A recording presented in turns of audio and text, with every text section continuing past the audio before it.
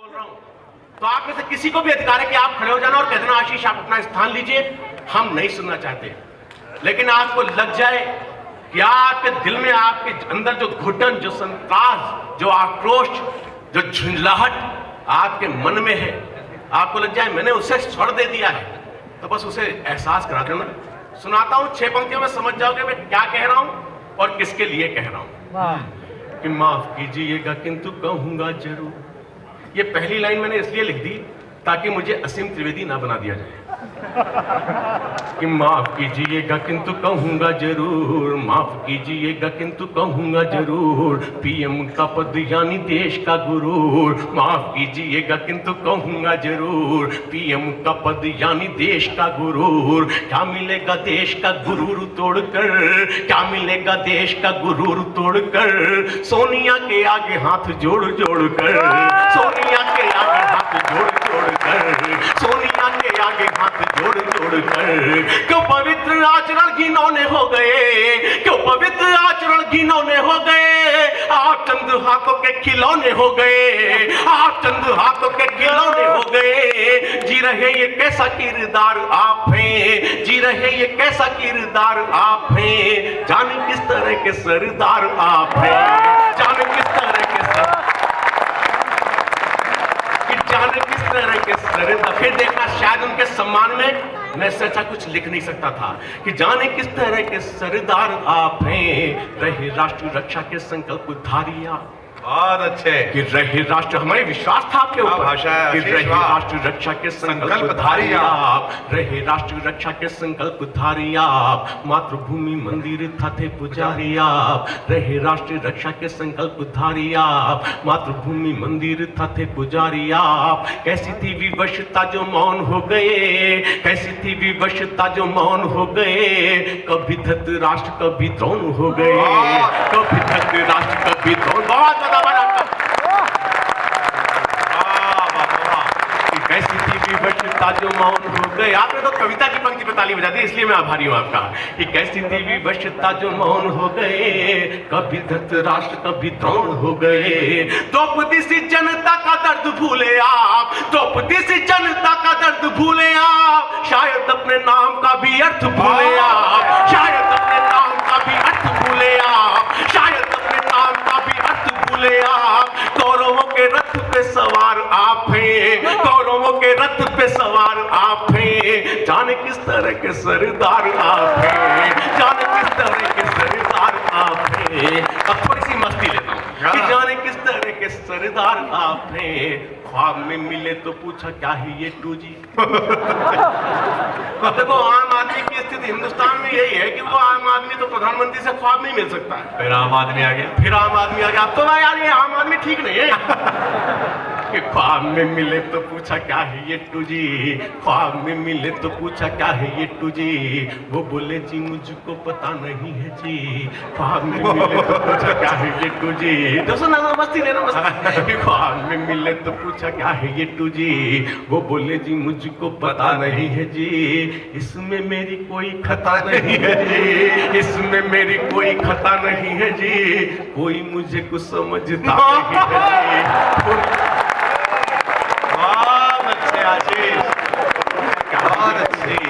ख्वाब में मिले क्या शालीन अपमान कर रहे हो जी, ख्वाब में मिले तो पूछा क्या है ये 2G, वो बोले जी मुझको पता नहीं है जी, इसमें मेरी कोई खता नहीं है जी, कोई मुझे कुछ समझता नहीं है जी।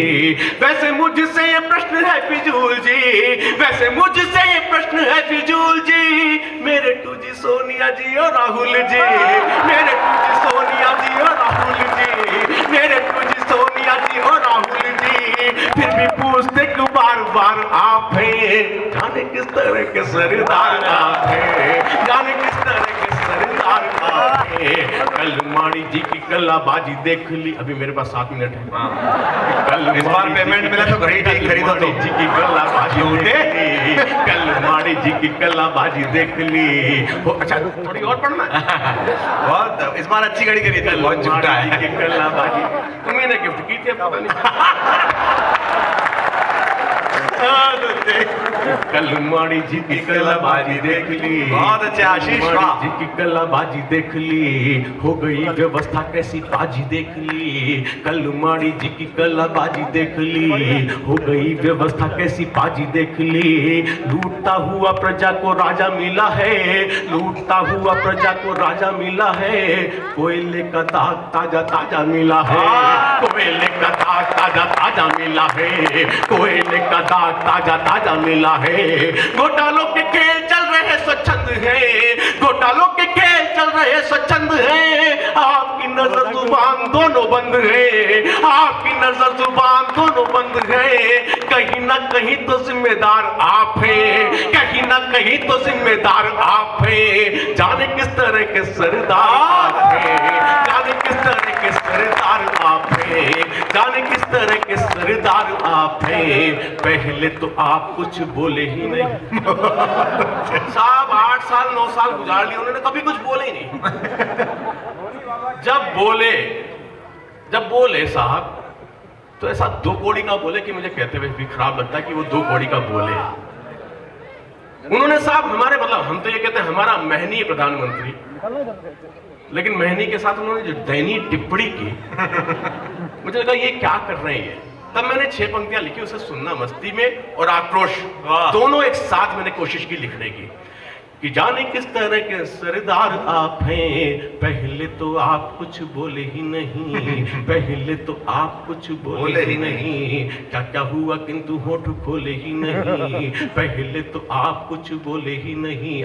क्या क्या हुआ किंतु होठ खोले ही नहीं। चुप्पी तोड़ी तब बोले खूब सोच कर, चुप्पी तोड़ी तब बोले खूब सोच कर।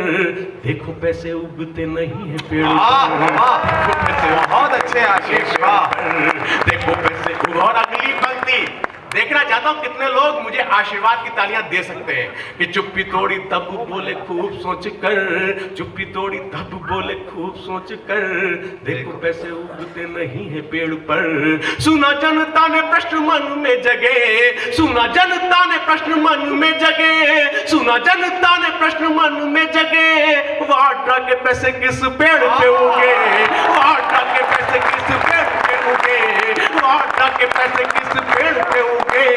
ऐसा तो नहीं गुनहगार आप हैं, ऐसा तो नहीं गुनहगार आप हैं। जाने किस तरह के सरदार आप हैं, जाने किस तरह के सरदार आप हैं। जाने अंतिम पंक्ति, अभी तक मैंने जो कहा सरदार, वो सरदार बॉस था। अब सिख परंपरा के उस व्यक्ति को संबोधित करते हुए उसे उसकी परंपरा याद दिलाने की कोशिश करता हूं कि तुम्हें गुरु ग्रंथ जी की वाणी की कसम। अंतिम पंक्तियां पढ़ रहा हूं, आपने हो कर दिया तो एक कविता तिरंगा जिसके लिए तमाम लोगों ने कहा है वो पढ़ के जाऊंगा यहाँ। तुम्हें गुरु ग्रंथ जी की वाणी की कसम, तुम्हें गुरु ग्रंथ जी की वाणी की कसम, पुत्र बलिदान की कहानी की कसम। तुम्हें गुरु ग्रंथ जी, तमाम लोग बैठे, तमाम लोग जानते होंगे, कुछ लोग शायद ना जानते हो। जब गुरु गोविंद सिंह जी के बेटों को फांसी दी गई तो सबसे छोटा बेटा कारावास के अंदर अपने बड़े भाई से कहता है, भाई प्यास लगी है, हलक बहुत सूख रहा है, गला बहुत सूख रहा है, ये चौकीदार बाहर है, इसे कहो थोड़ा सा पानी पिला दे। तो बड़ा भाई अपने छोटे भाई से कहता, भूल गया तू किसका बेटा है, क्या कर रहा है, क्या मांग रहा है तू? मेरे शिराओं में जितना रक्त है, मेरे शरीर में जितना खून है, तू एक एक कतरा पी ले, मुझे कोई तकलीफ नहीं होगी, लेकिन तू दुश्मन से पानी मत मांग। तुम्हें गुरु ग्रंथ जी की वाणी की कसम, तुम्हें गुरु ग्रंथ जी की वाणी। और आपको लगे सलीके से मैंने बात कही तो अंतिम पंक्तियां पढ़ रहा हूं कि तुम्हें गुरु ग्रंथ जी की वाणी की कसम, पुत्र बलिदान की कहानी की कसम। पिया नहीं शत्रुओं का पानी की कसम, पिया नहीं शत्रुओं का पानी की कसम। उधम भगत की जवानी की कसम, उधम भगत की जवानी की कसम, उधम भगत की जवानी की कसम। सरदारी तेवर दिखाते क्यों नहीं, सरदारी तेवर दिखाते क्यों नहीं, सरदारी तेवर दिखाते क्यों नहीं। चिड़िया को बाज से लड़ाते क्यों नहीं, चिड़िया को बाज से लड़ाते क्यों नहीं। भूल गए क्या वो संस्कार आप हैं, जाने किस तरह के सरदार आप हैं। नहीं, पूरा मैं चाहता हूं कि एक कविता जो अद्भुत अद्भुत एक सम्मोहन है, अपने आप में एक मिशन है आशीष अनल की। तिरंगा अपने आप में एक बहुत अद्भुत कविता है। एक बार उसके लिए जोरदार तालियों के साथ उनसे अनुरोध करिए। कोई बात नहीं, मैं नई घड़ी दिलवाऊंगा तुमको। देखिए साहब, ये कविता मेरा एक मिशन है, आंदोलन है, जो मैं 16-17 सालों से जी रहा हूं। और जब तक इस देश की सरकार नहीं मान लेती इस बात को, तब तक मैं जीता रहूंगा इस विषय को लेकर। कविता का शीर्षक तिरंगा, वो तिरंगा जिसके लिए लाखों करोड़ों लोग शहीद हो गए। बुजुर्ग पीढ़ी ने बताया कि एक की छाती पर गोली लगती थी तो दूसरा उस आदमी को नहीं देखता था, पहले उसके हाथ से तिरंगा थाम लेता था, कहीं ऐसा ना हो इसके गोली लगी है, इसके हाथ से तिरंगा छूट कर जमीन पे गिर जाए और तिरंगे का अपमान होगा। आज देश में जब कोई नेता मरता है साहब, मेरे तिरंगे को झुकाया जाता, मेरे ऐसे कवि को अच्छा नहीं लगता। मेरा स्पष्ट मानना है, कोई भी व्यक्ति कितना भी आदरणीय हो सकता है, सम्मानीय हो सकता है, पूजनीय हो सकता है, लेकिन मेरे राष्ट्र, मेरे हिंदुस्तान से बड़ा कतई नहीं हो सकता। और रोज एक निवेदन करता हूं, फिर कर रहा हूं आपसे एक निवेदन, इस कविता पे तालियां सिर्फ और सिर्फ उसकी देखना चाहता हूं, सुनना चाहता हूं जिसका 100% समर्थन मेरी कविता के विषय के साथ। बहुत अच्छे आशीष। सुनना तय करना 6 पंक्तियों में कि आपको क्या करना है। कि कितना तिरंगे को झुकाया जा चुका, कि कितना तिरंगे को झुकाया जा चुका, आजादी की कितनी सजा वो पा चुका, कैसी संविधान की ये मजबूरी है, कैसी संविधान की ये मजबूरी है, शोक में तिरंगा झुकाना जरूरी है। खोखली प्रथा पे ये ऐलान किया जाए, खोखली प्रथा पे ये ऐलान किया जाए, मंत्री का भी पाक मरे मरने दिया जाए, कहते हुए अनल रुकेगा नहीं, कहते हुए अनल रुकेगा नहीं, आज से तिरंगा कहीं झुकेगा नहीं। मेरा ये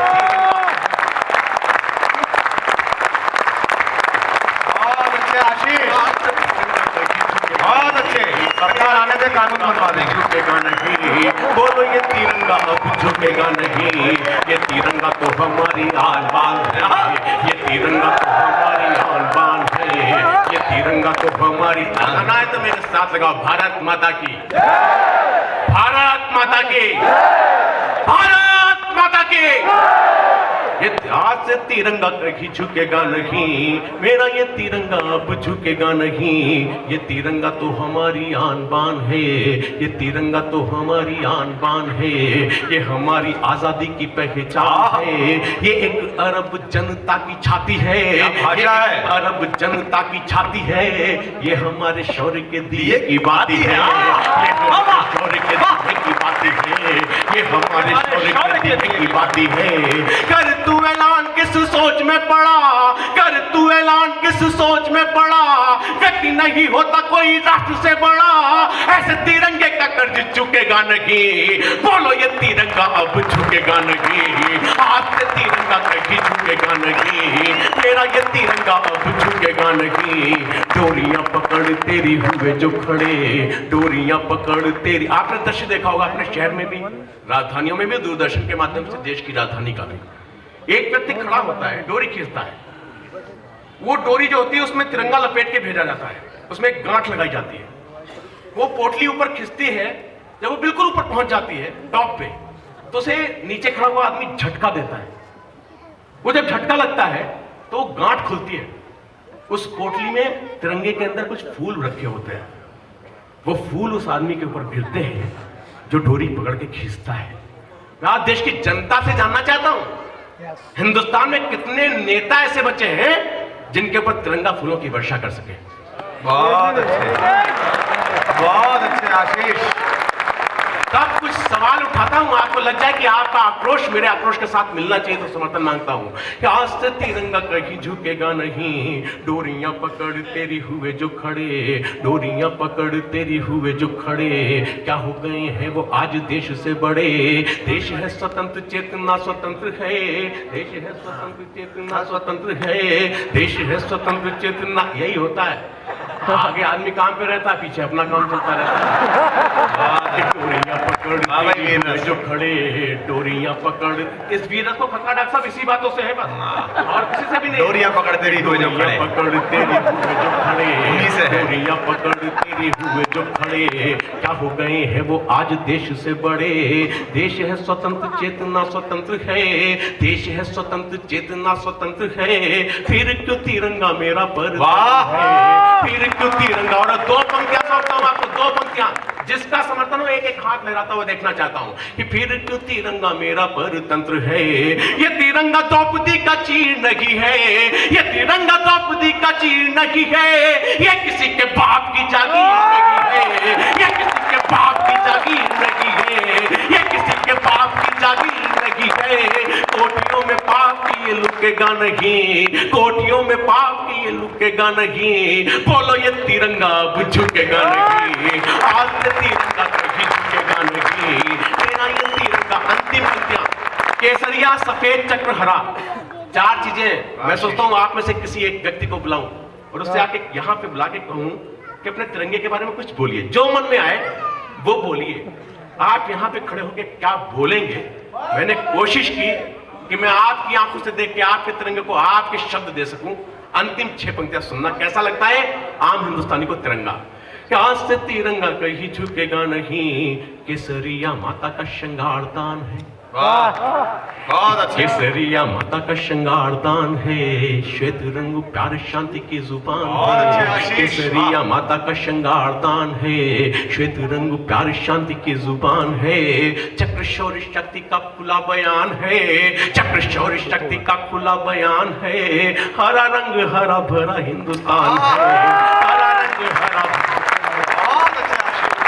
अब इन तालियों को मेरी ताल में बदलिएगा कि केसरिया माता का श्रृंगारदान है, केसरिया माता का श्रृंगारदान है, श्वेत रंग प्यार शांति की जुबान है, चक्र शौर्य शक्ति का खुला बयान है, चक्र शौर्य शक्ति का खुला बयान है, हरा रंग हरा भरा हिंदुस्तान है, हरा रंग हरा भरा हिंदुस्तान है, यानी तिरंगा हमारी आन बान है, यानी तिरंगा हमारी आन बान है, ये झुका तो राष्ट्र का ही अपमान है, गद्दारों की मौत पे ये थूकेगा नहीं, गद्दारों की मौत पे ये थूकेगा नहीं, विश्व विजयी तिरंगा झुकेगा नहीं, आज से तिरंगा कहीं झुकेगा नहीं, मेरा ये तिरंगा।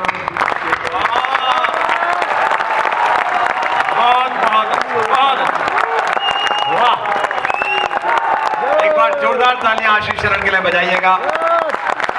और मैं इस बार जब दुबई जाऊंगा तो वहां से एक अच्छी घड़ी इसके लिए लेके आऊंगा।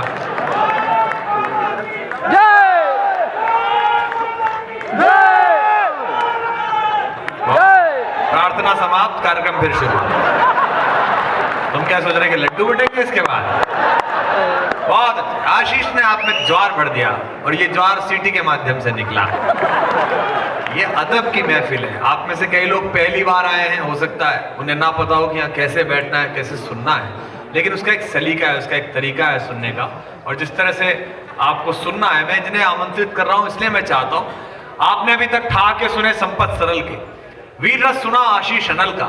इस कवि सम्मेलन में कोई समस्या नहीं है जो सुराना जी ने महफिल सजाई है, इस कवि सम्मेलन में कोई समस्या नहीं है जो भास्कर ने आयोजन बनाया। इसमें एक गंभीर समस्या है, वो ये है कि ये कंफर्म करना मुश्किल है कि पहले वाला ठीक था कि अगले वाला ज्यादा ठीक है, और ये दिक्कत लास्ट तक रहेगी। तो मैं ये कागज किस चीज का बांट रहे हैं ये पूछ रहे हैं सुरेंद्र। कागज रख दो भैया, क्या बांट रहे हो? जो भी बांटना हमें बांटो, जनता खुद मत बांटो। आम आदमी को बांटो, ठीक है, सामने बांट रहे हो। बहुत अच्छे। मैं जिनको बुला रहा हूं, जवान लोग यहाँ पर बैठे हैं, शायरी का कविता का हुनर ये है कि वो कह देती है जो आप नहीं कह पाते। पागल में और कवि में यही अंतर है। पागल का लगना उसको खुद का लगना होता है, कवि का लगना उसको पूरी दुनिया को लगना होता है। इसीलिए कहता है शायर कि गुजरे हैं इश्क नाम के दोस्त एक बुजुर्ग, हम लोग भी बर्बाद उसी सिलसिले में हैं। आपको पता नहीं चलता है, मोहब्बत प्रवेश कर जाती है। या 17-18 की उम्र के बहुत लोग बैठे हैं, अचानक कोई चेहरा अच्छा लगने लगता है, अचानक कोई बहुत अच्छा है, ऐसे ही सुनना है आपको।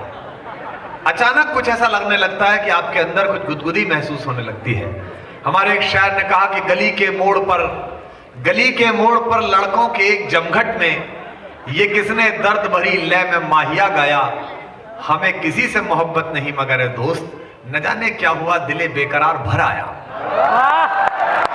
मैं आपको अपने महबूब शायर, अपने पसंदीदा शायर जॉन एलिया के 2 शेर सुनाता हूं और फिर कविता की ओर ले चलता हूं, शायरी की ओर ले चलता हूं। और उम्मीद करता हूं कि नौजवान जो आज कवि सम्मेलन सुनने आए हैं वो आदरणीय सुरेंद्र शर्मा जी को पवन जैन जी को इस बात का भरोसा दिलाएंगे कि ये केवल हल्ले के लिए नहीं आए, ये केवल मजे के लिए नहीं आए, ये मस्तिष्क वाले लोग आत्मा